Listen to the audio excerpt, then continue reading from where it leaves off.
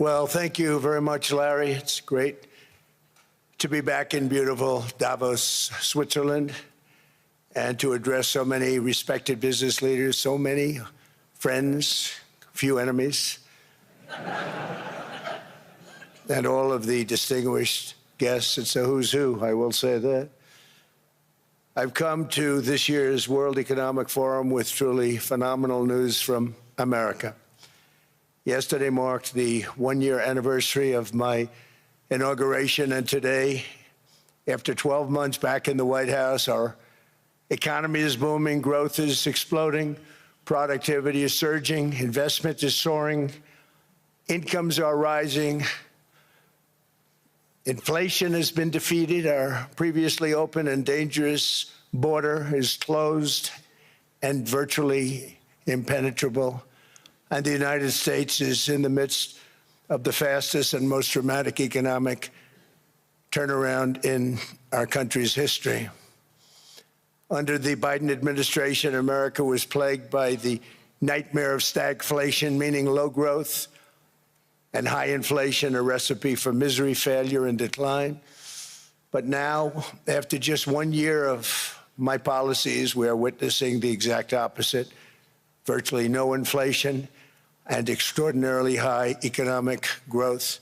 Growth like, I believe you'll see very shortly, our country has never seen before, perhaps no country has ever seen before. Over the past 3 months, core inflation has been just 1.6%. Meanwhile, fourth quarter growth is projected to be 5.4%, far greater than anybody other than myself and a few others had predicted. Since the election, the stock market has set 52 all-time high records. So that's in 1 year, 52 records, adding $9 trillion in value to retirement accounts, 401ks, and people's savings. People are doing very well. They're very happy with me. Since my inauguration, we've lifted more than 1.2 million people off of food stamps, and after 4 years, in which Biden secured less than $1 trillion of new investment in our country. Think of that, $1 trillion, substantially less than that. In 4 years, we've secured commitments for a record-breaking $18 trillion, and we think when the final numbers come out, they'll be closer to $20 trillion of investment. That's never been done by any country at any time, not even close. Just over 1 year ago, under the radical left Democrats, we were a dead country. Now we are the hottest country anywhere in the world. In fact, the United States economy is on pace to grow at double the rate that was projected by the IMF just last April. And with my growth and tariff policies, it should be much higher. I really believe we can be much higher than that. And this is all great news, and it's great for all nations. The USA is the economic engine on the planet, and when America booms, the entire world booms. It's been the history. When it goes bad, it goes bad. You all follow us down, and you follow us up, and we're at a point that I don't believe we've ever been. I never thought we could do it this quickly. My biggest surprise is I thought it would take more than a year. Maybe like a year and 1 month. But it's happened very quickly. This afternoon, I want to discuss how we have achieved this economic miracle, how we intend to raise living standards for our citizens to levels never seen before, and perhaps how you too and the places where you come from can do much better by following what we're doing, because certain places in Europe are not even recognizable, frankly, anymore. They're not recognizable. And we can argue about it, but there's no argument. Friends come back from different places. I don't want to insult anybody and say I don't recognize it. And that's not in a positive way. That's in a very negative way. And I love Europe, and I want to see Europe go good, but it's not heading in the right direction. In recent decades, it became conventional wisdom in Washington and European capitals that the only way to grow a modern Western economy was through ever-increasing government spending, unchecked mass migration, and endless foreign imports. The consensus was that so-called dirty jobs and heavy industry should be sent elsewhere, that affordable energy should be replaced by the Green New Scam, and that countries could be propped up by importing new and entirely different populations from faraway lands. This was the path that sleepy Joe Biden administration and many other Western governments very foolishly followed, turning their backs on everything that makes nations rich and powerful and strong. And there's so much potential in so many nations. The result was record budget and trade deficits and a growing sovereign deficit driven by the largest wave of mass migration in human history. We've never seen anything like it. Quite frankly, many parts of our world are being destroyed before our very eyes, and the leaders don't even understand what's happening. And the ones that do understand aren't doing anything about it. Virtually all of the so-called experts predicted my plans to end this failed model would trigger a global recession and runaway inflation. But we have proven them wrong. It's actually just the opposite. In 1 year, our agenda has produced a transformation like America has not seen in over 100 years. Instead of closing down energy plants, we're opening them up. Instead of building ineffective, money-losing windmills, we're taking them down and not approving any. Instead of empowering bureaucrats, we're firing them, and they're going out and getting jobs in the private sector for 2 and 3 times what they were making in government. So they started off hating me when we fired them, and now they love me. Instead of raising taxes on domestic producers, we're lowering them and raising tariffs on foreign nations to pay for the damage that they've caused. In 12 months, we have removed over 270,000 bureaucrats from the federal payrolls, the largest single-year reduction in government employment since the end of World War II. Nobody thought that was coming, but we had no choice. To make a country great, you can't have all federal jobs. We've cut federal spending by $100 billion and slashed the federal budget deficit by 27% in the single year. It's going to go down quite a bit more from that, driving inflation way down from the record highs of the Biden administration. Every month, they went up and up and up. I promised to cut 10 old regulations for every single new regulation. But instead, I've cut, actually, till this point, 129 regulations for every 1 new regulation approved. So every time they come in with a new regulation, we do at least 10, but so far it's averaging out to 129, if you can believe it. In July, we passed the largest tax cuts in American history, including no tax on tips, no tax on overtime, no tax on Social Security for our great seniors. We also provided 100% expensing, that's the one they like, and bonus depreciation for all new equipment and capital investments to help companies expand and shift production to America.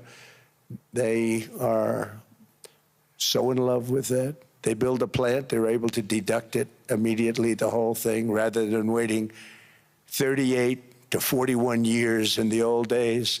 This is a miracle taking place. Nobody thought it would ever be done by any country, but it's done by us. It was what made my first term the most successful 4-year term that we've ever had from a financial standpoint. And now we've upped it. This is a 10-year program, not a 1-year program.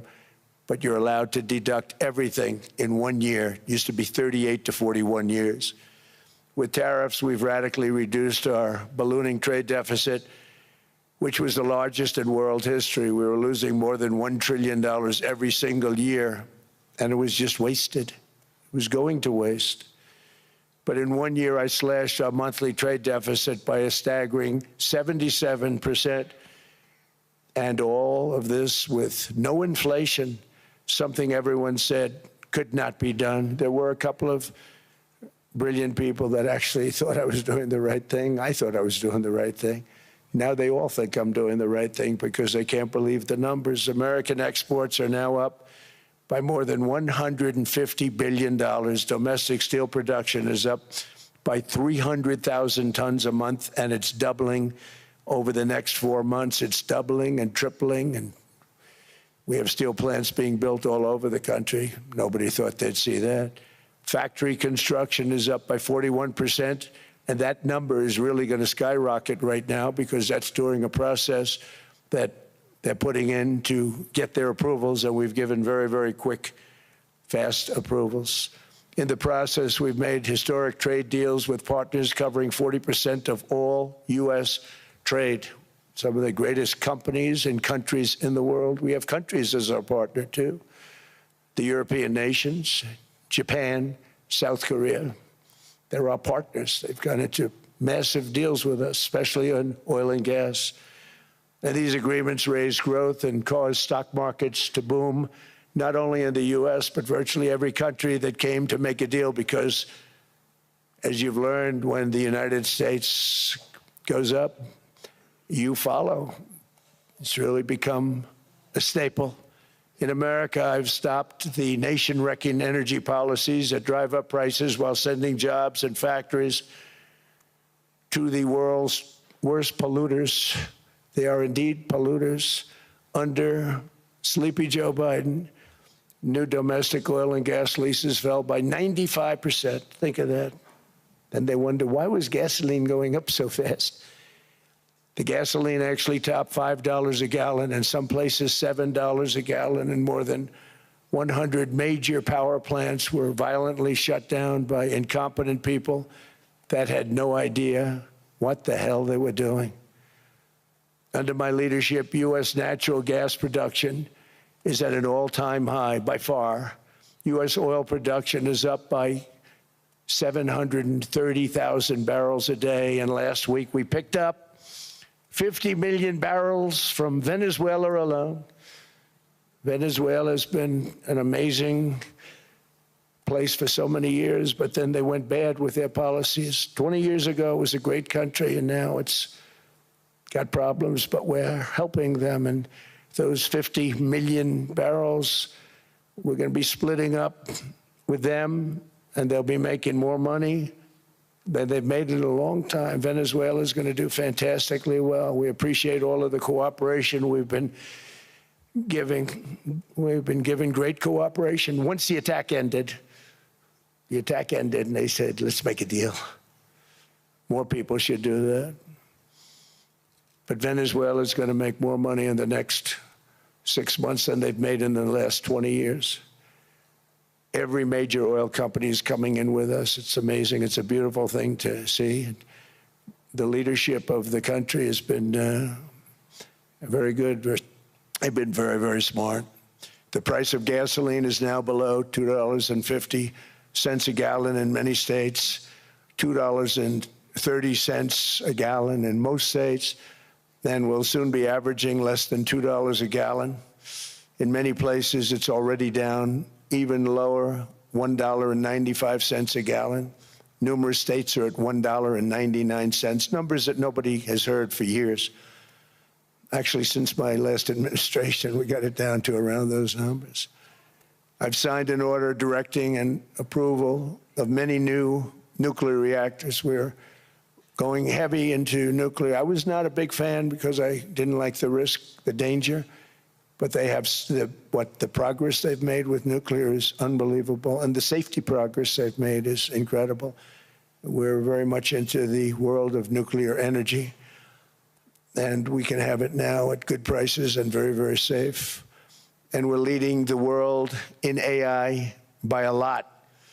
We're leading China by a lot. I think President Xi respects what we've done, in part because I've allowed these big companies building these massive buildings to build their own electric capacity. They're building their own power plants, which, when added up, is more than any country anywhere in the world is doing. I read recently an article in the Wall Street Journal that China's creating so much energy, and they are. I got to hand it to them.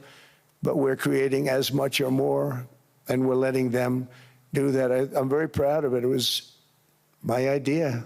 I said, you can't create this much energy. We needed more than double the energy currently in the country just to take care of the AI plants. And I said, we can't do that. We have an old grid system. And I came up with the idea, you know, you people are brilliant, you have a lot of money. Let's see what you can do. You can build your own electric generating plants. And they looked at me, they didn't believe me. All of the names that are, I think, in the room right now, if you want to know the truth, they didn't believe it. And I said, no, no, you can't. They came back 2 weeks and they didn't have the plant. They said, we thought you were kidding. I said, no, not only am I not kidding, you're going to have your approvals within 2 weeks. I always say nuclear will take 3 weeks. But most aren't going that. They're going oil and gas. They're even going coal in some cases. Because of my landslide election victory, the United States avoided the catastrophic energy collapse which befell every European nation that pursued the Green New Scam, perhaps the greatest hoax in history. The Green New Scam, windmills all over the place, destroy your land, destroy your land. Every time that goes around, you lose $1,000. You're supposed to make money with energy, not lose money. Here in Europe, we've seen the fate that the radical left tried to impose on America. They tried very hard. Germany now generates 22% less electricity than it did in 2017. And it's not the current chancellor's fault. He's solving the problem. He's going to do a great job. But what they did before he got there, I guess that's why he got there. And electricity prices are 64% higher. The United Kingdom produces just 1/3 of the total energy from all sources that it did in 1999. Think of that, 1/3. And they're sitting on top of the North Sea, one of the greatest reserves anywhere in the world, but they don't use it. And that's one reason why their energy has reached catastrophically low levels with equally high prices. High prices, very low levels. Think of that, 1/3. And you're sitting on top of the North Sea, and they like to say, well, you know, that's depleted. It's not depleted. It's got 500 years. They haven't even found the oil. The North Sea is incredible. They don't let anybody drill. Environmentally, they don't let them drill. They make it impossible for the oil companies to go. They take 92% of the revenues. So the oil companies say, we can't do it. They came to see me. Is there anything you can do? I want Europe to do great. I want UK to do great. They're sitting on one of the greatest energy sources in the world, and they don't use it. In fact, their electricity prices have soared 139%. There are windmills all over Europe. There are windmills all over the place, and they are losers. One thing I've noticed is that the more windmills a country has, the more money that country loses and the worse that country is doing. China makes almost all of the windmills, and yet I haven't been able to find any wind farms in China. Did you ever think of that? It's a good way of looking at it. They're smart. China's very smart. They make them, they sell them for a fortune. They sell them to the stupid people that buy them, but they don't use them themselves. They put up a couple of big wind farms, but they don't use them. They just put them up to show people what they could look like. They don't spin. They don't do anything. They use a thing called coal, mostly. But China goes with the coal. They go with oil and gas. They're starting to look at nuclear a little bit, and they're doing just fine. They make a fortune selling the windmills, though, and I think really that's one that they wouldn't be surprised if it stopped. They are shocked that it continues to go. They're very friendly with me. They're shocked that people continue to buy those damn things. They killed the birds. They ruin your landscapes. Other than that, I think they're fabulous, by the way. Stupid people buy them. The consequences of such destructive policies have been stark, including lower economic growth, lower standards of living, lower birth rates, more socially disruptive migration, more vulnerability to hostile foreign adversaries, and much, much smaller militaries. The United States cares greatly about the people of Europe. We really do. I mean, look, I am derived from Europe. Scotland and Germany, 100% Scotland, my mother, 100% German, my father. And we believe deeply in the bonds we share with Europe. as a civilization. I want to see it do great.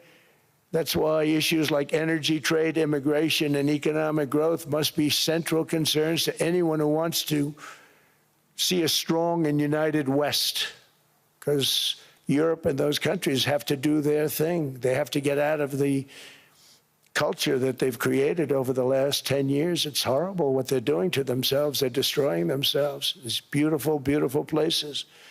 We want strong allies, not seriously weakened ones. We want Europe to be strong. Ultimately, these are matters of national security, and perhaps no current issue makes the situation more clear than what's currently going on with Greenland. Would you like me to say a few words of Greenland? I was going to leave it out of the speech, but I think I would have been reviewed very negatively. I have tremendous respect for both the people of Greenland and the people of Denmark, tremendous respect. But every NATO ally has an obligation to be able to defend their own territory. And the fact is, no nation or group of nations is in any position to be able to secure Greenland other than the United States. We're a great power, much greater than people even understand. I think they found that out 2 weeks ago in Venezuela. We saw this in World War II, when Denmark fell to Germany after just 6 hours of fighting and was totally unable to defend either itself or Greenland. So the United States was then compelled, we did it, we felt an obligation to do it, to send our own forces to hold the Greenland territory, and hold it we did at great cost and expense. They didn't have a chance of getting on it, and they tried. Denmark knows that. We literally set up bases on Greenland for Denmark. We fought for Denmark. We weren't fighting for anyone else. We were fighting to save it for Denmark. Big, beautiful piece of ice. It's hard to call it land. It's a big piece of ice. But we saved Greenland and successfully prevented our enemies from gaining a foothold in our hemisphere. So we did it for ourselves also. And then after the war, which we won it big. Without us, right now you'd all be speaking German and a little Japanese, perhaps. After the war, we gave Greenland back to Denmark. How stupid were we to do that? But we did it. But we gave it back. But how ungrateful are they now? So now our country and the world face much greater risks than it did ever before because of missiles, because of nuclear, because of weapons of warfare that I can't even talk about. 2 weeks ago, they saw weapons that nobody ever heard of. They weren't able to fire one shot at us. They said, what happened? Everything was discombobulated. They said, we've got them in our sights. Press the trigger, and nothing happened. No anti-aircraft missiles went up. There was one that went up about 30 feet and crashed down right next to the people that sent it. They said, what the hell is going on? Those defensive systems were made by Russia and by China. So they're going to go back to the drawing boards, I guess. Greenland is a vast, almost entirely uninhabited and undeveloped territory that's sitting undefended in a key strategic location between the United States, Russia, and China. That's exactly where it is, right smack in the middle. Wasn't important nearly when we gave it back. You know, when we gave it back, it wasn't the same as it is now. It's not important for any other reason, you know, everyone talks about the minerals. There's so many places. There's no rare earth, no such thing as rare earth. There's rare processing, but there's so much rare earth. And to get to this rare earth, you got to go through hundreds of feet of ice. That's not the reason we need it. We need it for strategic national security and international security. This enormous unsecured island is actually part of North America, on the northern frontier of the Western Hemisphere. That's our territory. It is therefore a core national security interest of the United States of America. And in fact, it's been our policy for hundreds of years to prevent outside threats from entering our hemisphere, and we've done it very successfully. We've never been stronger than we are now. That's why American presidents have sought to purchase Greenland for nearly 2 centuries. You know, for 2 centuries they've been trying to do it. They should have kept it after World War II, but they had a different president. That's all right. People think differently. Much more necessary now than it was at that time, however. In 2019, Denmark said that they would spend over $200 million to strengthen Greenland's defenses. But as you know, they spent less than 1% of that amount. 1%. There's no sign of Denmark there. And I say that with great respect for Denmark, whose people I love, whose leaders are very good. It's the United States alone that can protect this giant mass of land, this giant piece of ice, develop it and improve it and make it so that it's good for Europe and safe for Europe and good for us. And that's the reason I'm seeking immediate negotiations to once again discuss the acquisition of Greenland by the United States, just as we have acquired many other territories throughout our history, as many of the European nations have. They've acquired, there's nothing wrong with it. Many of them, some went in reverse, actually, if you look. Some had great, vast wealth, great, vast lands all over the world. They went in reverse. They're stuck back where they started. That happens too. But some grow. But this would not be a threat to NATO. This would greatly enhance the security of the entire alliance, the NATO alliance. The United States is treated very unfairly by NATO. I want to tell you that. And when you think about it, nobody can dispute it. We give so much and we get so little in return. And I've been a critic of NATO for many years. And yet I've done more to help NATO than any other president by far, than any other person. You wouldn't have NATO if I didn't get involved in my first term. The war with Ukraine is an example. We are thousands of miles away, separated by a giant ocean. It's a war that should have never started, and it wouldn't have started if the 2020 U.S. presidential election weren't rigged. It was a rigged election. Everybody now knows that. They found out. People will soon be prosecuted for what they did. It's probably breaking news, but it should be. It was a rigged election. You can't have rigged elections. You need strong borders, strong elections, and ideally a good press. I always say it. Strong borders, strong elections, free, fair elections, and a fair media. The media is terrible. It's very crooked. It's very biased, terrible. But someday it'll straighten out because it's losing all credibility. Think of it.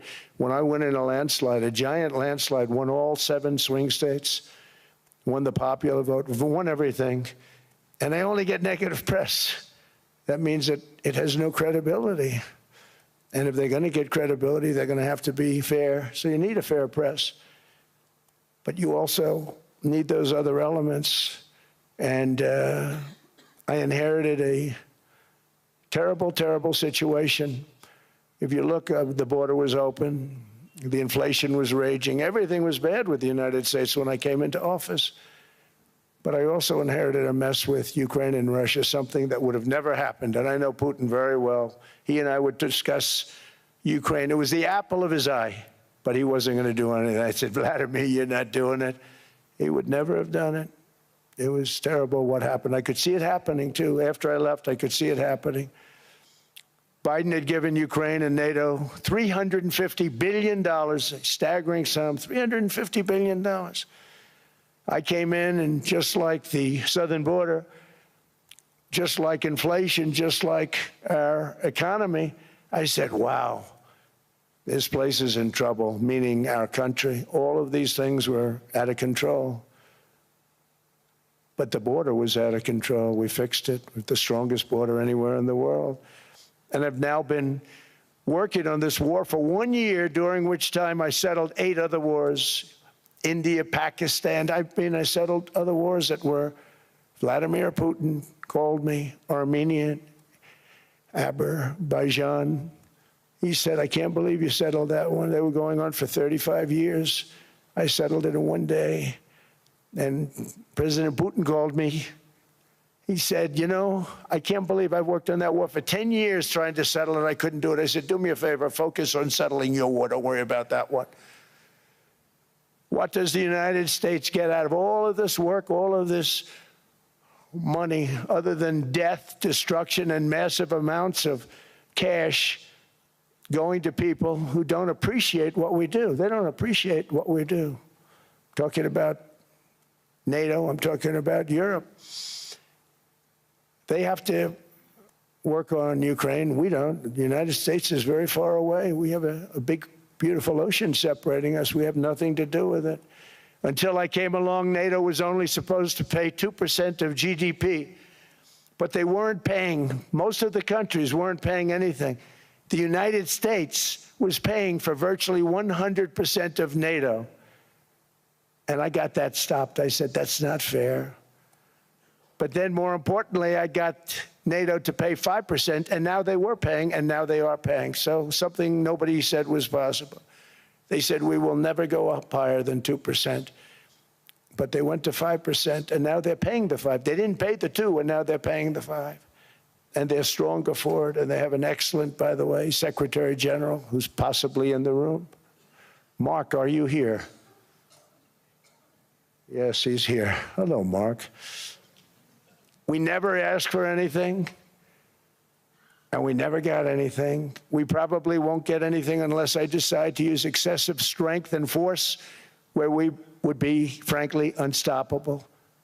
But I won't do that. Okay? Now everyone's saying, oh, good. That's probably the biggest statement I made, because people thought I would use force. I don't have to use force. I don't want to use force. I won't use force. All the United States is asking for is a place called Greenland, where we already had it as a trustee, but respectfully returned it back to Denmark not long ago after we defeated the Germans, the Japanese, the Italians, and others in World War II. We gave it back to them. We were a powerful force then, but we are a much more powerful force now. After I rebuilt the military in my first term and continue to do so today, we have a budget of $1.5 trillion. We're bringing back battleships. The battleship is 100 times more powerful than the great battleships you saw in World War II, those great, big, gorgeous ships, the Missouri, the Iowa, the Alabama. Because I thought maybe we could take them out of mothballs. They said, no, sir, these ships are 100, think of that, 100 times more powerful than those big, big, magnificent pieces of art that you saw so many times ago, that you still see on television. You say, wow, what a force. 100 times, each ship 100 times more powerful than the big battleships of the past. So that was the end of the mothball story. So what we have gotten out of NATO is nothing except to protect Europe from the Soviet Union and now Russia. I mean, we've helped them for so many years. We've never gotten anything, except we pay for NATO. And we paid for many years until I came along. We paid for, in my opinion, 100% of NATO because they weren't paying their bills. And all we're asking for is to get Greenland, including right title and ownership, because you need the ownership to defend it. You can't defend it on a lease. Number one, legally it's not defensible that way, totally. And number two, psychologically, who the hell wants to defend a license agreement or a lease, which is a large piece of ice in the middle of the ocean where if there is a war, much of the action will take place on that piece of ice. Think of it. Those missiles would be flying right over the center of that piece of ice. All we want from Denmark for national and international security and to keep our very energetic and dangerous potential enemies at bay is this land on which we're going to build the greatest golden dome ever built. We're building a golden dome that's going to, just by its very nature, going to be defending Canada. Canada gets a lot of freebies from us, by the way. They should be grateful also, but they're not. I watched your Prime Minister yesterday. He wasn't so grateful.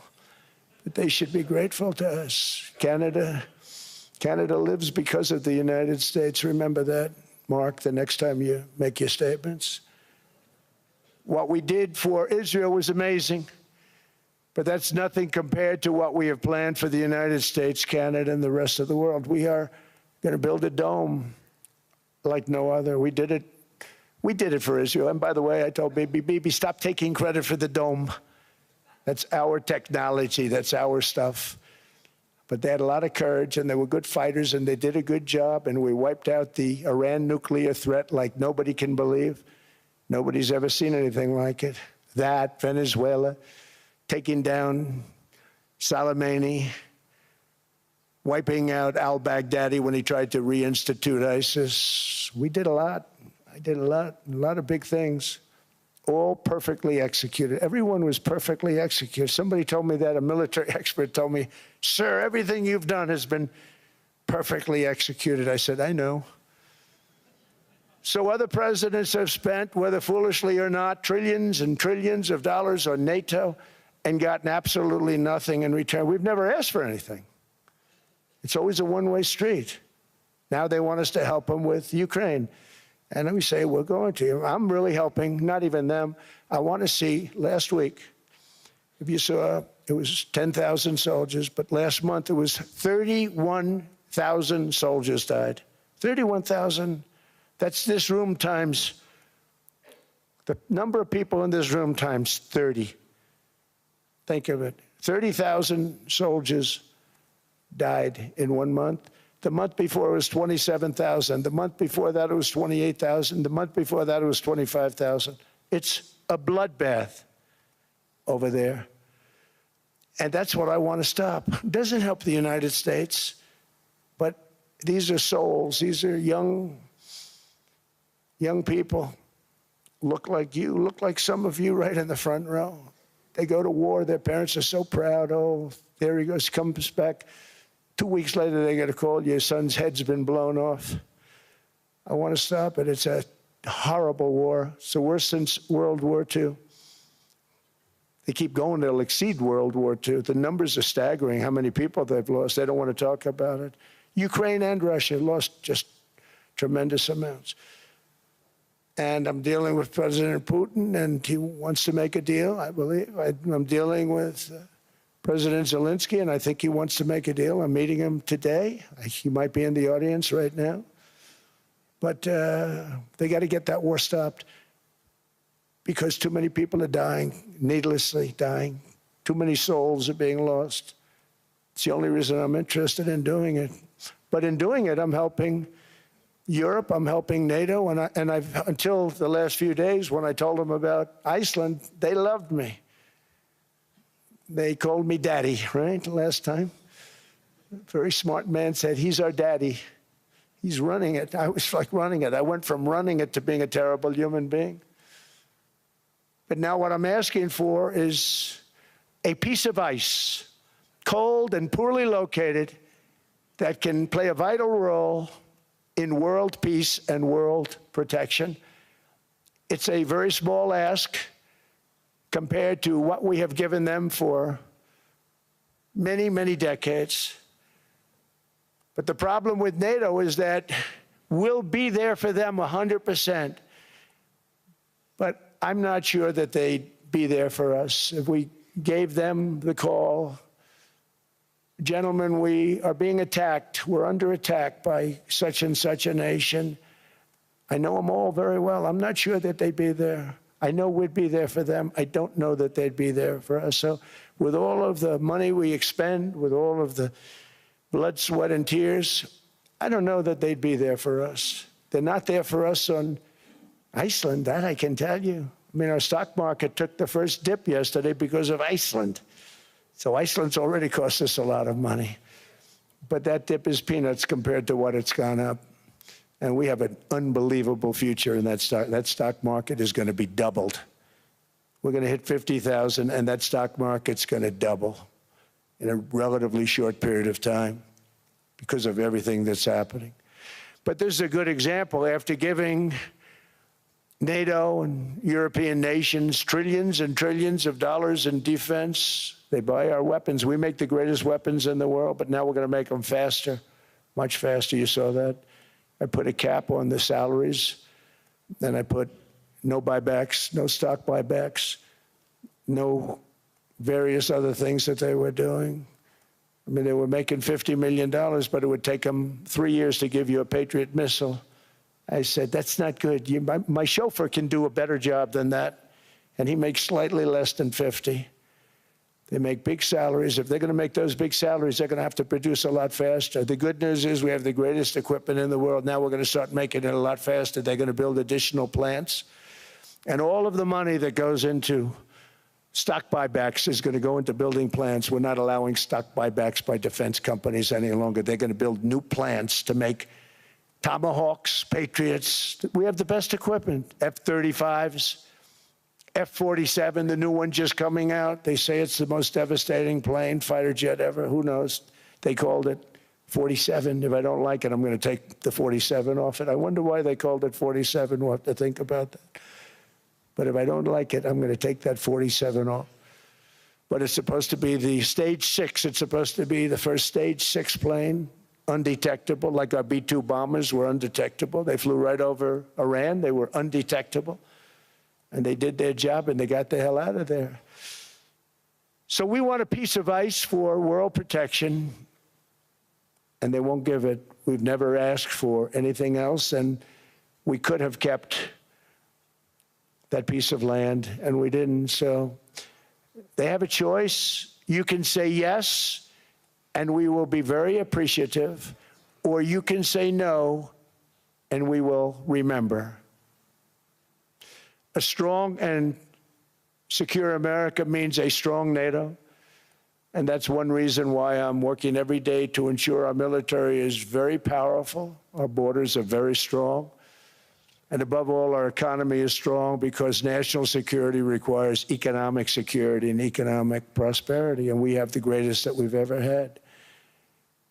Biden and his allies destroyed our economy and gave us perhaps the worst inflation in American history. They say 48 years, I say forever, but I think 48 years is the equivalent to forever.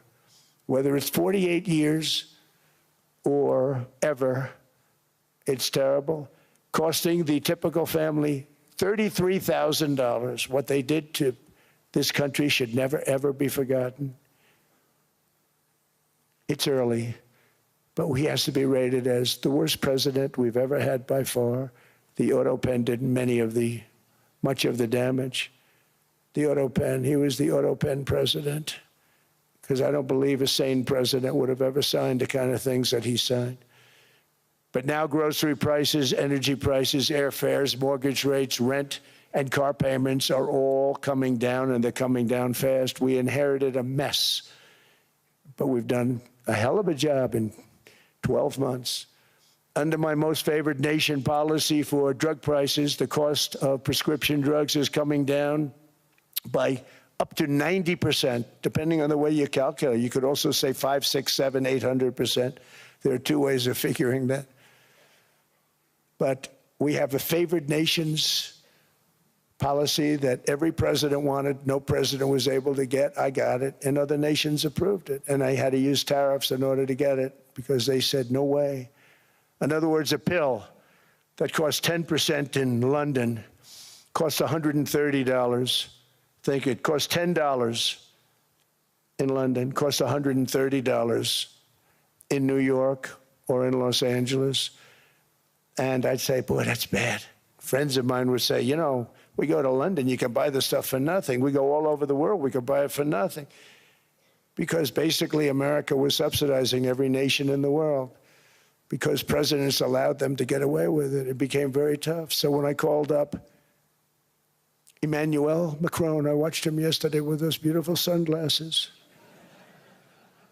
What the hell happened? But I watched him sort of be tough. But he was at $10 for a pill.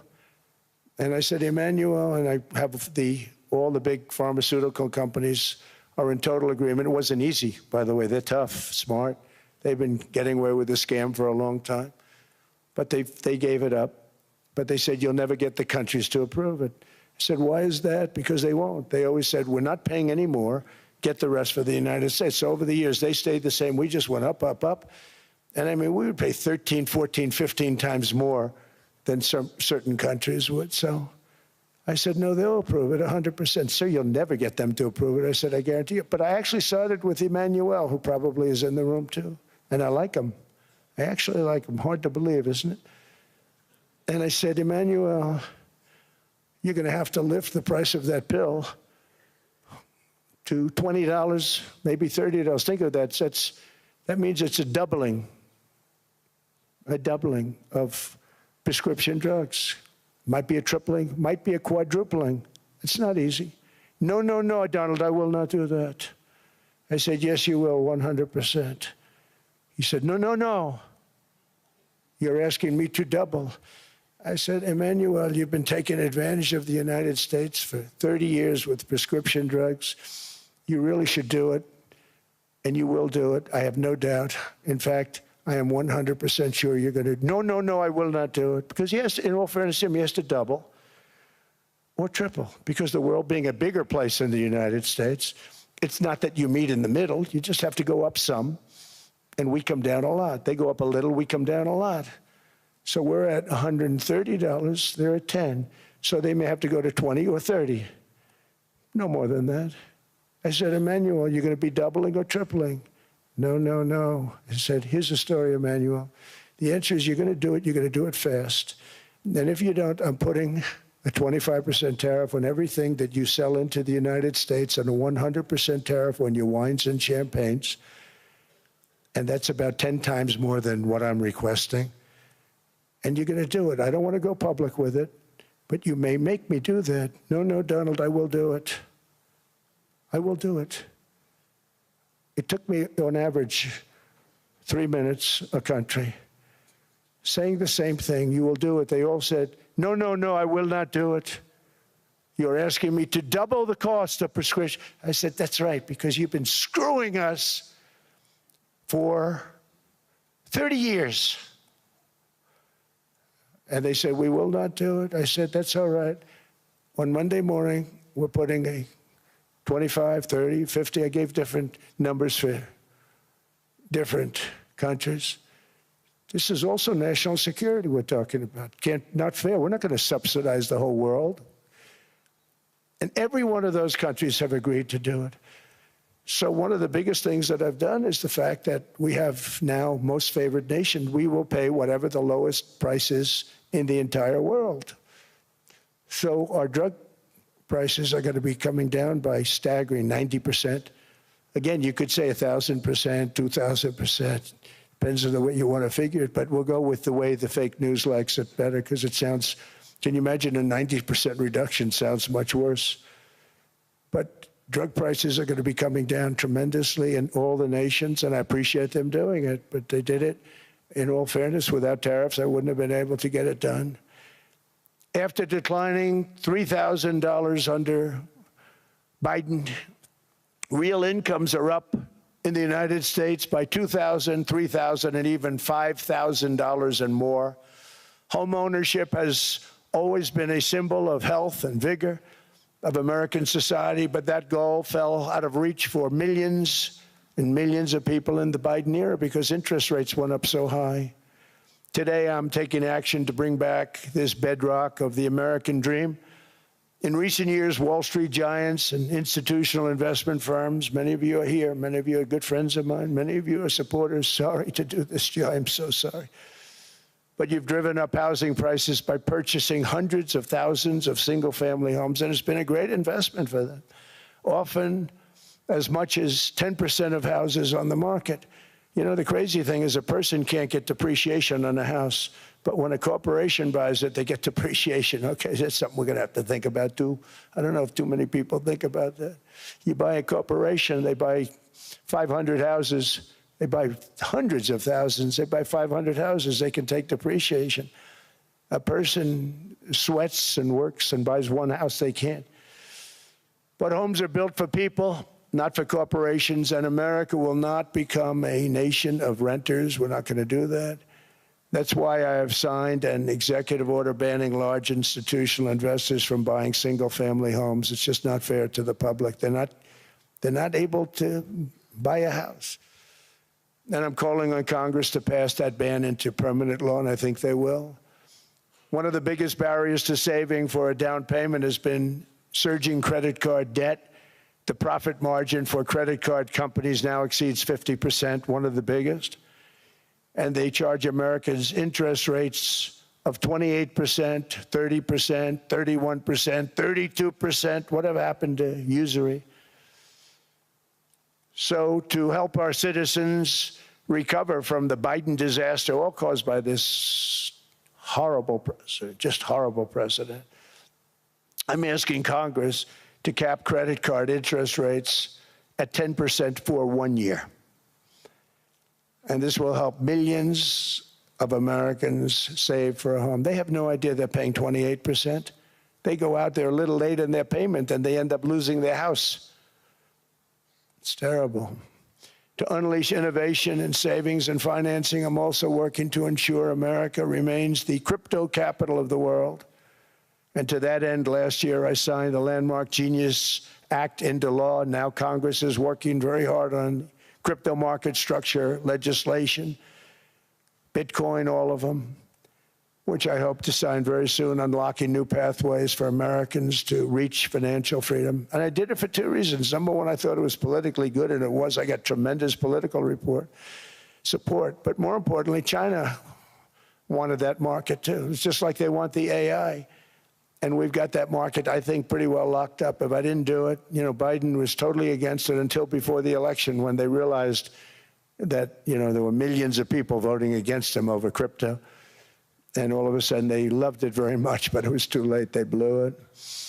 But it is politically popular, but it's much more importantly, we have to make it so that China doesn't get the hold of it. And once they have that hold, we're not going to be able to get it back. So I'm honored to have done it. Finally, I've instructed government-backed institutions to purchase up to $200 billion in mortgage bonds to bring down interest rates. And I'll be announcing a new Fed chairman in the not-too-distant future. I think he'll do a very good job. See, I gave away some of it. He did give that away. So we have something, got something, but somebody that's very respected. They're all respected. They're all great. Everyone that I interviewed is great. Everyone could do, I think, a fantastic job. Problem is they change once they get the job. They do. They're saying everything I want to hear, and then they get the job. They're locked in for 6 years. They get the job, and all of a sudden, let's raise rates a little bit. I call them, sir, we'd rather not talk about this. It's amazing how people change once they have the job, but it's too bad. Sort of disloyalty, but they got to do what they think is right. We have a terrible chairman right now, Jerome, too late Powell. He's always too late. And he's very late with interest rates, except before the election. He was just fine for the other side. So we're going to have somebody that's great, and we hope he does the right job. Last week, the average 30-year mortgage rate dropped below 6% for the first time in many years. Another major factor in driving up housing costs was the mass invasion of our borders. And I have to say one thing about housing, because nobody ever says this. I am very protective of people that already own a house, of which we have millions and millions and millions. And because we have had such a good run, the house values have gone up tremendously. And these people have become wealthy. They weren't wealthy. They become wealthy because of their house. And every time you make it more and more and more affordable for somebody to buy a house cheaply, you're actually hurting the value of those houses, obviously, because the one thing works in tandem with the other. And I don't want to do anything that's going to hurt the value of people that own a house, who for the first time in their lives are walking around the streets of whatever city they're in, very proud that their house is worth $500,000, $600,000, $700,000. Now, if I want to really crush the housing market, I could do that so fast and people could buy houses, but you would destroy a lot of people that already have houses. In some cases, they've mortgaged their house, and the mortgage would be very low, and all of a sudden the mortgage without any changes becomes very high, and they end up losing the house. I'm not going to hurt, and I speak with Scott, who's doing a fantastic job, and Howard, who's doing a fantastic job, and all of my people. And I always say, look, you know, I can crush the hell out of the market. We can drop interest rates to a level, and that's one thing we do want to do. That's natural. That's good for everybody. You know, the dropping of the interest rates, we should be paying a much lower interest rate than we are. We should be paying the lowest interest rate of any country in the world, because without the United States, you don't have a country. I mean, I had a case with Switzerland. We happened to be in Switzerland. Maybe I'll give you a quick story. But they were paying nothing. They make beautiful watches, great watches, Rolex, all of them. They were paying nothing to the United States when they sent their product in. And we had a $41 billion deficit. $41 billion with this beautiful place. Flew over it, isn't it nice?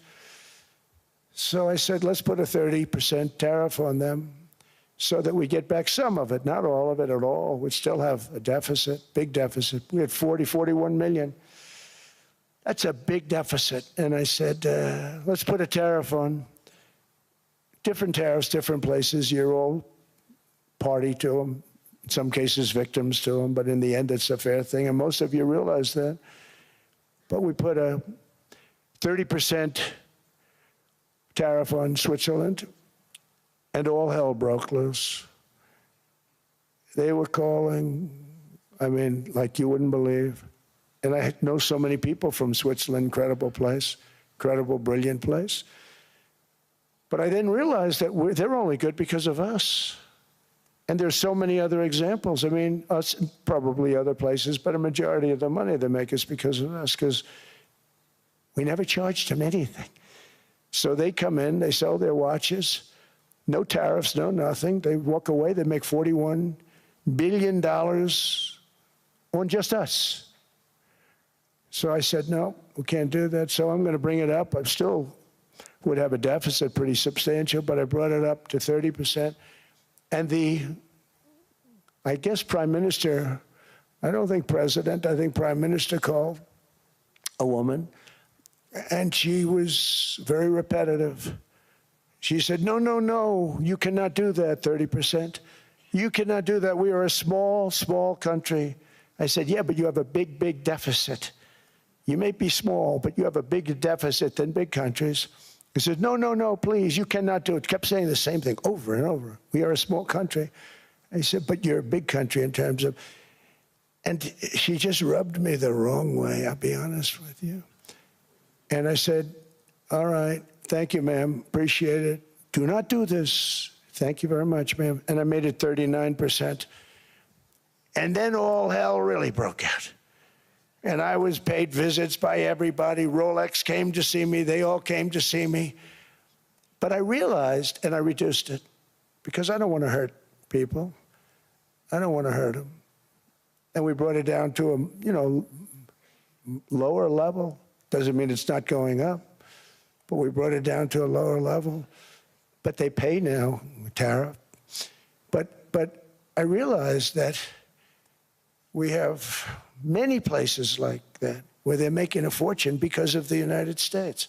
Without the United States, they wouldn't be making anything. Think of it. Switzerland made $41 billion on us. And as she said, it's a small place. And I realized with that, I don't know, it was so, because she was so aggressive. And I realized in that conversation that the United States is keeping the whole world afloat.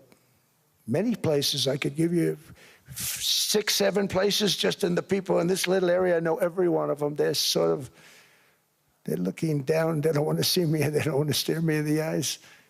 But they're taking advantage of, everybody took advantage of the United States. But I've been very fair, and I gave them a tariff, and it was fine.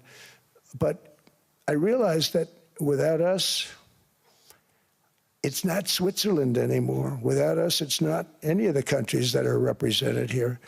And we want to work with the countries. We want to work with them. We're not looking to destroy them. I could have said 39, 40%. I could have said I want a 70% tariff, then we make money with Switzerland. But Switzerland would have been probably destroyed, financially destroyed. I don't want to do that. But we should be paying the lowest interest rate of everybody. I hope Scott's listening to this, because we should be paying the lowest interest rate of everybody. Without us, most of the countries don't even work. And then you have the protection factor. Without our military, which is the greatest in the world by far, without our military, you have threats that you wouldn't believe. You wouldn't believe. You don't have threats because of us, and that's because of NATO. One other thing, and I have to say it so importantly, in the old days, and I used to say I'm the youngest in the room. Now I'm among the older. I hate to say it. I don't feel old, but I'm among the older. But I remember not long ago, 20, 25 years ago, when good news came out about, let's say, the United States. The United States had a great quarter. The United States had a great month. All the stocks went up. And that's the way it's supposed to be.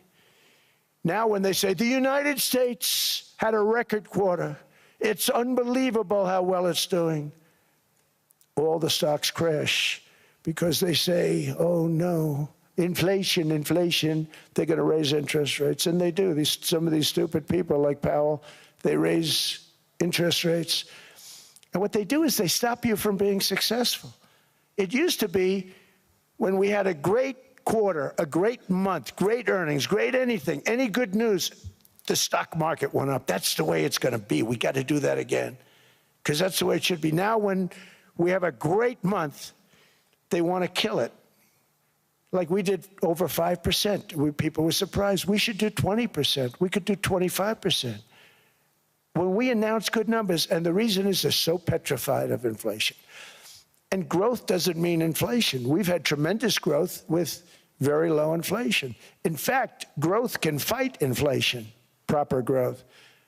So we want to get back to the days when we announce great numbers, because we're going to be announcing phenomenal. You know, all these factories that are being built at record, thousands of businesses are being built right now. Remember, $18 trillion is invested. I think the second number is 3. And that was China many years ago. Investments in the country from outside. 18 trillion, nobody's ever seen. And that's money coming in and building things, factories. Thousands of businesses are being built, thousands. Hundreds of big factories, car plants are moving back to the United States. They're coming in from Canada, they're coming in from Mexico, from Japan. Japan's coming in and building plants here in order to avoid tariffs. They're coming in from China. They're coming in from all over the world. We have more plants being built now, car plants, than we've ever had built, even in the heyday from the 1940s and 50s. And they're bigger. They don't use renovations anymore where they take an old plant, they rip it down, they build a brand new plant, super modern plant. But it's happening at levels that nobody's ever seen. In 2024, the U.S. built less than 2 million new homes, but Biden admitted more than 8 million new migrants. And those days are over. In 2025, for the first time in 50 years, the United States had reverse migration. Boy, that was nice. And these were criminals that were being taken out of our country because they allowed people to come into our country from jails, from gangs, drug dealers, murderers. 11,888 murderers. We've gotten most of them out. And then ICE gets beat up by stupid people from leadership in Minnesota. We actually are helping Minnesota so much, but they don't appreciate it. Most places do. You know, Washington, D.C. is the safest place now in the United States. It was a very dangerous place to walk, and now you can walk with your wife, your kids, right through the middle of the city. Right now, Washington, D.C. is as safe as it gets. It was one of the most unsafe, I had to admit. We sent in the military, the National Guard. Within 2 months, it was great. Within 3 months, it's like a really great place and a safe place and a beautiful place. It's even been cleaned up. The graffiti's gone. The fences are gone. We don't have to worry about fences anymore. All of the places, the grasses are cut. and replaced with new grass in many cases. It's all going to happen in the spring. But Washington and D.C. is beautiful again, and it's safe. New restaurants are opening up. They were all closing. Now you can't get into a restaurant. Restaurants in Washington, D.C. are all opening. Memphis also, Memphis, Tennessee, New Orleans, Louisiana. We're there for 3 weeks. We've cut the crime down by 64%. Within another month, we'll have virtually no crime there. We can do that all over. We're going to help the people in California. We want to have no crime. I know Gavin was here. I used to get along so great with Gavin when I was president. Gavin's a good guy. And we're going to, if he needed it, I would do it in a heartbeat. I'd love to see.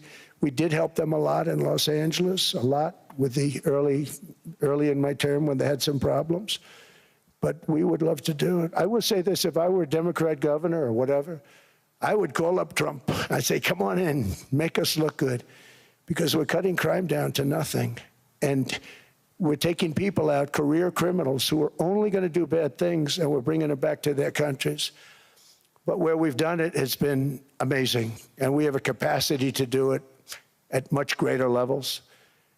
We're cutting illegal aliens off welfare and other government benefits, and I have directed that starting immediately, there will be no more payments to sanctuary cities because they are really just sanctuaries for criminals. They're really protecting criminals, and those are the ones we have to get out of the country. Murderers, drug dealers, the mentally insane. They emptied their mental institutions into the United States. And despite that, we have the lowest crime numbers that we've ever had in the history of the country. Just came out. But equally importantly, we're cracking down on more than $19 billion in fraud that was stolen by Somalian bandits. Can you believe that they turned out to be higher IQ than we thought? I always say these are low IQ people. How did they go into Minnesota and steal all that money? And we have, they're pirates, they're good pirates, right? But we shoot them out of the water just like we shoot the drug boats out. They're not pirating too many boats lately, do you notice? When they go out into those boats, they want to take over $1.5 billion tanker loaded up with oil, and they say, we're going to blow up your boat. They have powerful weapons. You hit the side of the boat, you blow the whole thing up. The insurance companies are petrified, so they say, just give them the boat, we'll give them money instead. And I don't do that.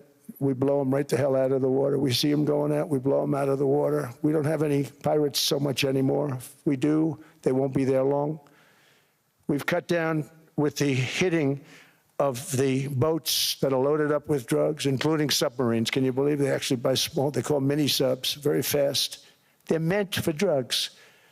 We've knocked out 2 of them. The Democrats say they were fishing. You have ruined somebody's fishing weekend. I would say a submarine is not a fishing boat. You don't fish. But we've knocked down drugs by water, the oceans, the sea, by 97.2%. Think of that. And I actually say, who the hell are the 3%? Because I would not want to be piloting one of those boats. We knocked them down, and now we're going to start on land. We're going to knock it all out. The land is the easy part. What we did on sea is incredible, and that's our great military. The situation in Minnesota reminds us that the West cannot mass import foreign cultures which have failed to ever build a successful society of their own. I mean, we're taking people from Somalia, and Somalia is a failed, it's not a nation. Got no government, got no police, got no military, got no nothing.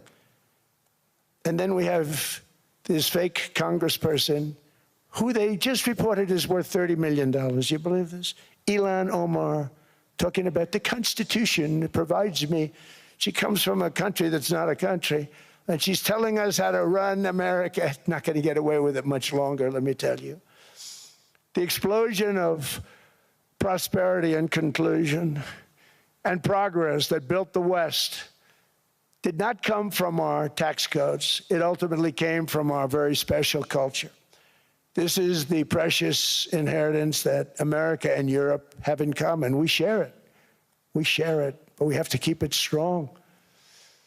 We have to become stronger, more successful, and more prosperous than ever. We have to defend that culture and rediscover the spirit that lifted the West from the depths of the Dark Ages to the pinnacle of human achievement. We live in an incredible, changing period. It's an unbelievable time, but we have to take advantage of the time that we're in. In our hands are technologies that our ancestors could scarcely have. I mean, they couldn't have even dreamt some of the things that we see today.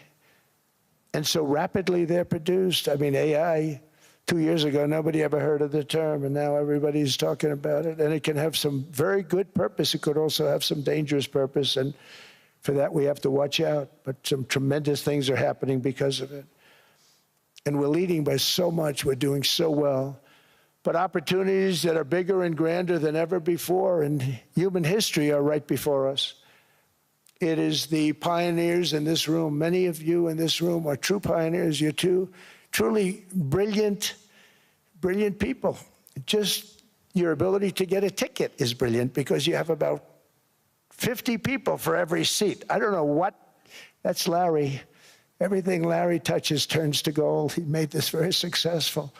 But you're in this room, and some of you are the greatest leaders anywhere in the world. You're the greatest brains anywhere in the world. And the future is unlimited, and to a large part because of you, and we have to protect you, and we have to cherish you. I always say we have to cherish our brilliant people because there aren't many of them. So together with confidence, boldness, and persistence, let us lift up our people, grow our economies, defend our shared destiny, and build a future for our citizens that is more ambitious, more exciting, more inspiring, and greater than the world has ever seen. We're in a position to do things that nobody else has ever even thought of before. And many of the people in this room are the ones that are doing it, and I want to congratulate you, and I'm with you all the way. You can do things that nobody else can even think about. So I congratulate you on your tremendous success. And the United States is back, bigger, stronger, better than ever before. And I'll see you around. Thank you all very much. Thank you very much.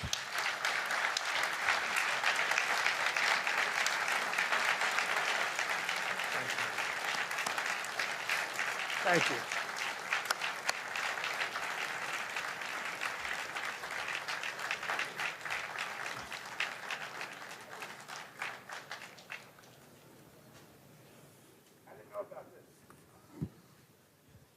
This was supposed to be a nice fire chat, Mr. President. Yes, good. I got set up. No, I did know. You made the job for the moderator really easy. Thank you, Mr. President, for your speech. I do have a few follow-up questions, if it's okay. Sure.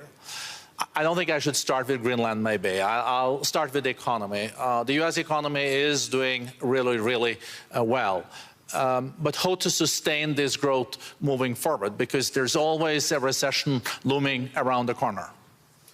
Well, you know, the one thing about economies and recessions is sometimes you get hit unexpectedly and there's nothing you can do about it. All brilliant people, but there's nothing. One example was COVID. We had an economy going at levels like nobody had ever seen my first 2.5, 3 years. And then I heard the word pandemic, not COVID. They came up with that name over a period of time. We won't get into that. But I heard the word pandemic. And I had a poll come out that was so strong just prior to that, and I was with the two best pollsters, McLaughlin and Fabrizio, and they said, sir, George Washington and Abraham Lincoln, if they came back and ran as president and vice president, they couldn't beat you. And then what happened is the following day, I was told to stay tuned because there's something really bad happening in China. There are bodies laying all over Wuhan, right around that certain building that we talk about. I always said it came from Wuhan. It did come from Wuhan. And they were body bags. We saw it by satellite. And they said, there are strange things happening in China. And so it began. And we ended up with the COVID, and the whole world suffered. We did a phenomenal job. I don't think we got the credit we deserved. We did something that Operation Warp Speed, which some people say was one of the greatest military feats ever. We did a great job. Used our military, used a lot of people. But sometimes you get hit with things, nothing you can do. You get hit with things like that unexpectedly. and we got through it. And when I left, the stock market was higher than it was previous to the COVID coming up. And that was, I called it a great achievement. But things happen, bad things happen. The things that we can stop are wars if we're smart. That we can stop. Those are a matter of being intelligent and having intelligent people on the other side, because wars are the worst of all. Wars are worse than anything. But we can stop wars because that's sort of up to us. But things like dust flying in the air, wherever COVID comes from or whatever comes, sometimes you have to be a little bit lucky.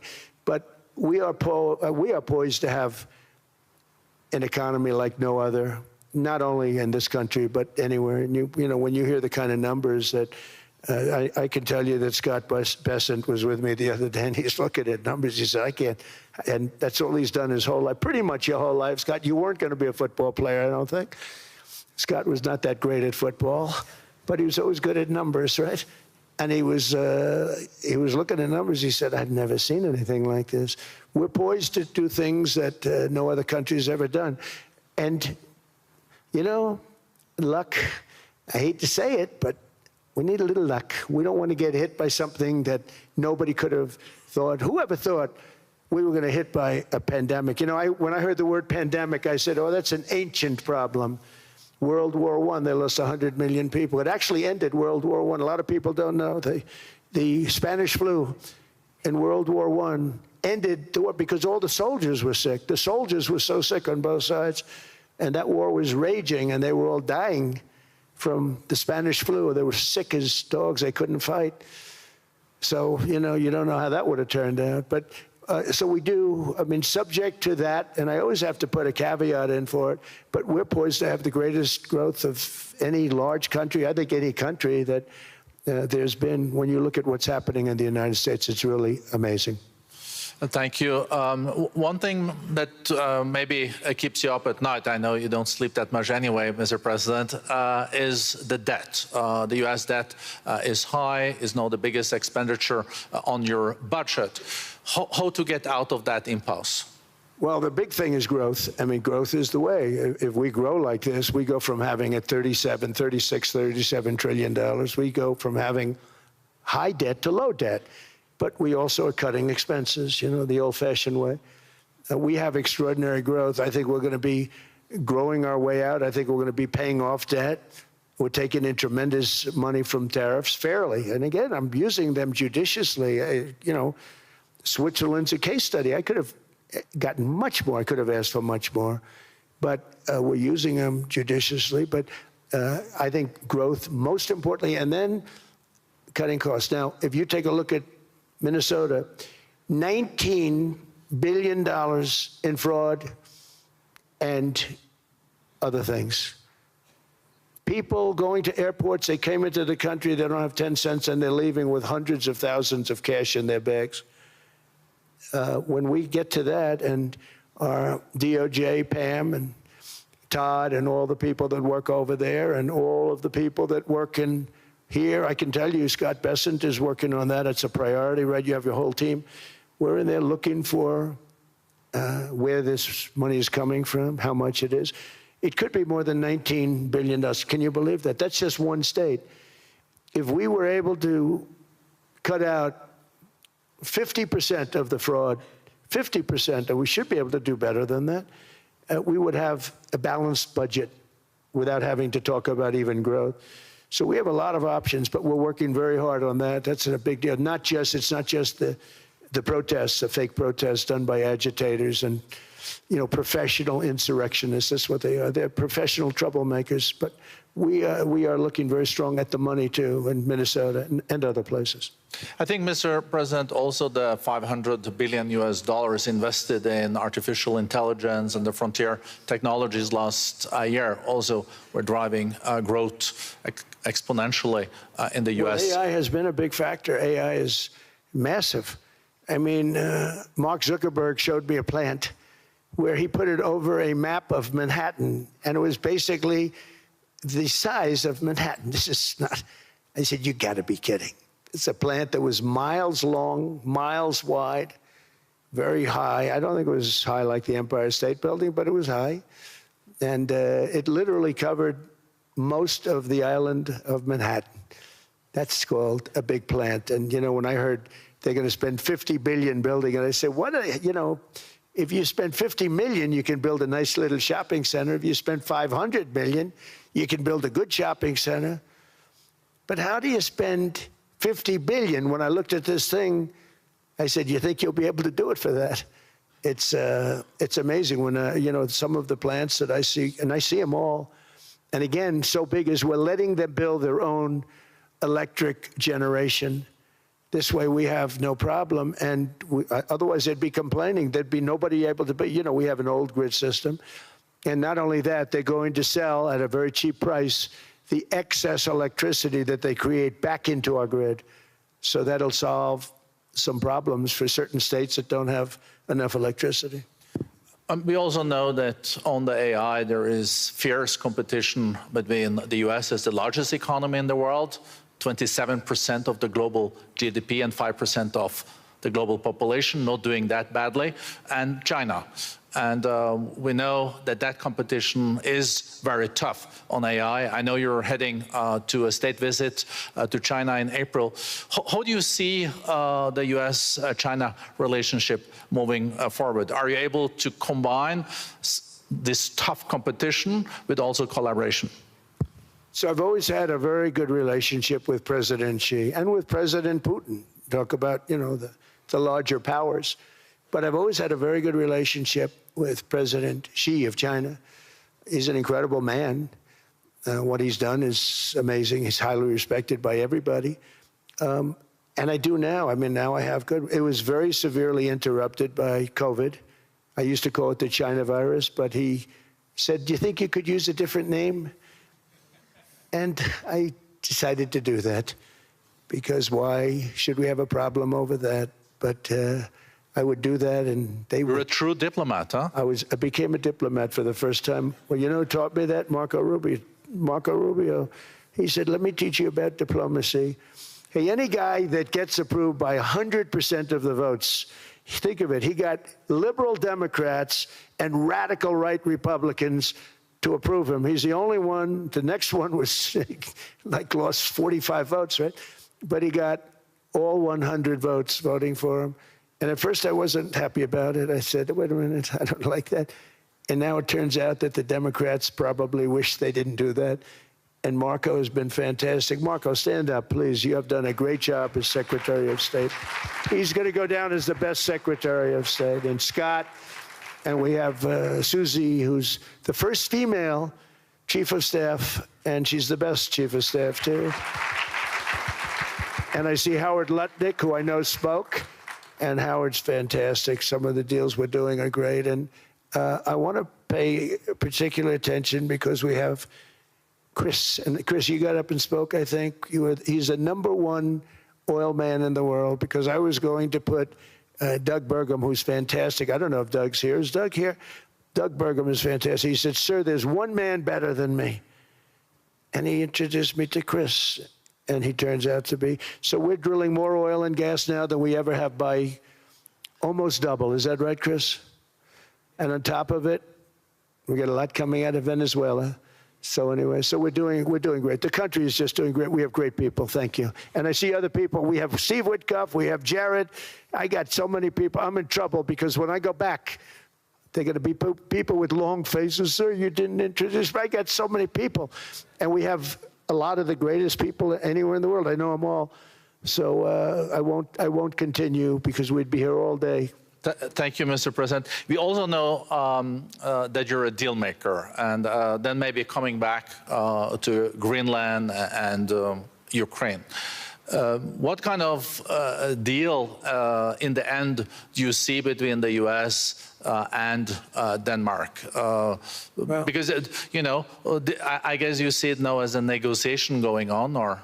Well, it's costing Denmark hundreds of millions a year to run it. And Denmark's a small country and wonderful people. But, you know, it's very expensive. It's a very big piece of ice. And it's very important I mean, I don't want to repeat the speech, but it's very important that we use that for national and international security. That can create a power that will make it impossible for the bad guys to do anything against the perceived good ones. And it's a great block for Europe, just like, you know, Denmark was supposed to spend hundreds of millions of dollars. They didn't spend the money. They didn't spend anything, almost. And we'll see what happens. I just say this. NATO has treated the United States of America very unfairly. We never asked for anything. We never got anything. We actually took care of the needs of NATO for years and years, which I felt was always unfair. So I got NATO to pay because they're rich countries. But I think it's time that NATO step up. We're helping them with Ukraine. Without us, I think Putin would have gone all the way. I think we have it. I think that could have been a World War III, if you want to know the truth. If Kamala was elected, or Joe, any one of those, you know, those thinkers, I think you could have ended up in World War III. And I will say Steve Witkoff has been dealing incredibly with, but we're not going to have World War III. We want to get it stopped, but we're not going to have World War III. I think if I wasn't elected, I think that could have evolved into World War III. It was a very, very bad situation, and it still is, but it's not that kind of bad. It's bad because so many young people are being killed. How close do you think there is on an agreement on Ukraine? I had the pleasure of speaking with Steve Witkoff and Jared Kushner yesterday. I know they're working hard on it. I know that they're also traveling now. Do you see this very close or still? Well, I hate to say it. I thought that was going to be, so I settled 8 wars plus. And I thought that was going to be one of my easier ones. Not the easiest. Some I settled in a matter of hours because I'm good at that stuff. You know, the United Nations should be doing this. I shouldn't be doing it, but it doesn't matter. It's got to get done, saving a lot of lives. We're saving millions of lives. With Ukraine, Russia, there's tremendous hatred between President Zelensky and President Putin. That's not good. That's not good for settlements. We know from dealing. There's abnormal hatred. With that being said, I think Russia wants to make a deal. I think Ukraine wants to make a deal. And we're going to try getting a deal done. We're getting, I think, Steve, I think I can say that we're reasonably close. Now, what happens is oftentimes we'll have a deal with Russia. Russia's set, and President Zelensky will not do it. You saw that when he was in the Oval Office. I was not happy. And then we'll have President Zelensky wants to make a deal, and Putin doesn't want to make the deal. It's a very difficult balance, and it's big time, and it is, you know, to use a word, it's a bloodbath. It's horrible what's happening. It's a drone war. The drones are killing, you know, thousands of people a week, thousands. We have to get it stopped. So I believe they're at a point now, I'm going to meet with President Zelensky later today. I believe they're at a point now where they can come together and get a deal done. And if they don't, they're stupid. That goes for both of them. And I know they're not stupid. But if they don't get this done, they are stupid. So I don't want to insult anyone, but you got to get this deal done. Too many people are dying. It's not worth it. President Sisi is sitting on the first row here. He spoke earlier today and also complimented you on the Gaza deal. I think there will be a signing tomorrow. Of course, there are different views on this, but how important do you think this signing is on the Board of Peace? And do you think this is going to sustain? Do you think we now will see Gaza reconstructed and the billions of US dollars invested? I do. I mean, I think we have peace in the Middle East. There are some little situations like Hamas, and Hamas has agreed to give up their weapons. Now, you know, they were born with a weapon in their hand, so it's not easy to do. When they were born with a rifle in their hand. It's not an easy thing for them, but that's what they agreed to. They've got to do it. And we're going to know, Jared, over the next 2 or 3 days, certainly over the next 3 weeks, whether or not they're going to do it. If they don't do it, they'll be blown away very quickly. They'll be blown away. You know, we have 59 countries that are part of that whole peace deal. And some of those countries aren't even they're near the Middle East, but they're not in the Middle East traditionally. And they want to come in and take out Hamas. They want to come in. They want to do whatever they can. There's a problem with Hezbollah in Lebanon, and we'll see what happens there, but that's a problem. But there are these little flames, but there's peace in the Middle East. Now, had we not gone in and knocked out with those big, beautiful, we just ordered 25 brand new ones, the latest and the greatest, the B-2 bomber. Think of them, they went in there at 2 o'clock in the morning with no moon, no light, no nothing, and every single one of those massive bombs hit its target, 100,000-pound bombs hit its target, every one of them. And then on top of it, from a submarine 300 miles away, we hit the sites with tomahawks, which is an unbelievable weapon. So, you know, we did our job. If we didn't do that, you would have never had peace in the Middle East. And the countries like Saudi Arabia, UAE, and Qatar could never have, and others could never have signed anything because you would have had this dark cloud, and the dark cloud was Iran with nuclear. Iran would, if we didn't take them out, they would have had a nuclear weapon within 2 months. They were very close to having the nuclear weapon, and we hit them hard. And it was a total obliteration. If they may try again, but they're going to have to try from a different area because that area was obliterated. Incredible thing we did. And because we did that, we were able to make peace. If we didn't do that, I would say, Jared and Steve, if we didn't do that, there was no chance of making peace because the countries I just named and other countries could have never signed off. They were afraid. They were afraid.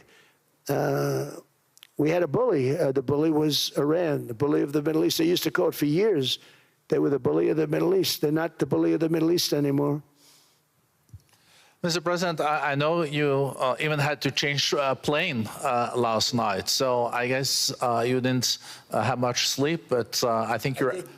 but your energy is still there. I know you have several bilateral meetings. I know you're also hosting a reception. So thank you so much for coming back to Davos. Thank you so much. It's highly appreciated. Well, thank you very much. Thank you, everybody, very much. Thank you.